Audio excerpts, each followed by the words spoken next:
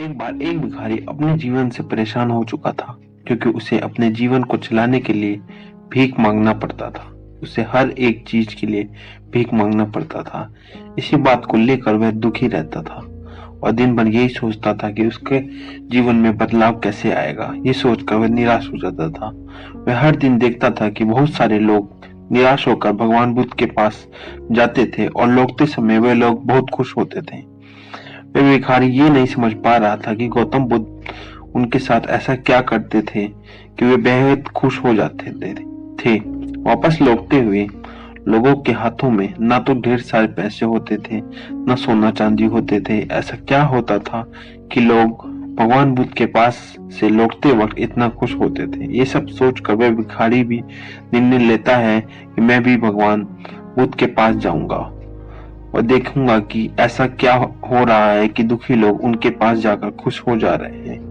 जब भगवान बुद्ध से मिलने के लिए उनके पास चल पड़ा, जहां बुद्ध मौजूद थे वहां बहुत सारी या लंबी कतार लगी हुई थी, तो वह भिखारी भी कतार में लग गया। कतार में लगकर वह अपनी बारी का इंतजार करने लगा। देखते ही देखते उसकी बारी आई और उसने भगवान बुद्ध से कहा, भगवान बुद्ध, मैं बहुत गरीब हूँ, मेरे पास कुछ भी नहीं है।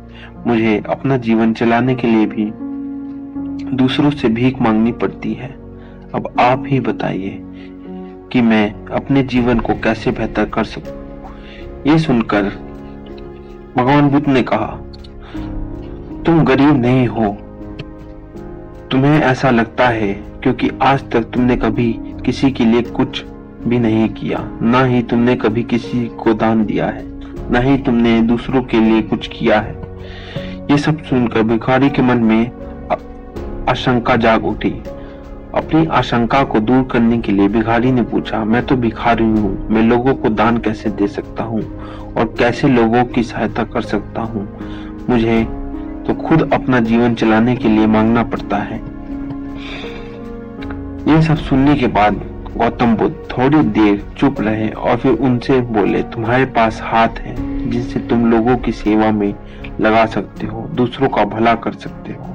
इसके अलावा तुम्हारे पास मुंह है जिससे तुम लोगों से अच्छी अच्छी बातें कह सकते हो और दूसरों का हौसला बढ़ा सकते हो।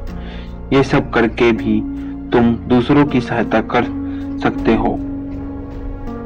जरूरी नहीं कि दान सिर्फ पैसे का ही किया जाए।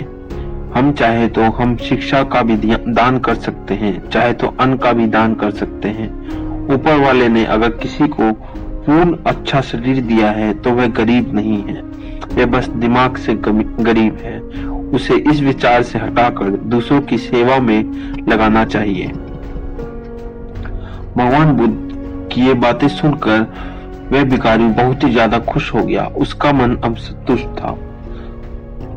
मोरल ऑफ द स्टोरी, हम सब बात की चिंता में समय बर्बाद करते हैं कि हम गरीब हैं, लेकिन ये सत्य नहीं है। सत्य तो ये है कि जब हमारा शरीर पूरी तरह से बेहतर है तो हम उसका उपयोग करके आगे बढ़ सकते हैं और खुद के जीवन को बेहतर बना सकते हैं। अगर कोई व्यक्ति सिर्फ अपने गरीबी पर ध्यान दे तो उसे बदलने की कोशिश ना करे तो वह मूर्ख है। इसके अलावा हमें इस कहानी से ये भी सीख मिलती है कि दान सिर्फ धन का ही नहीं, शिक्षा, भोजन, अच्छे विचार आदि का भी किया जा सकता है।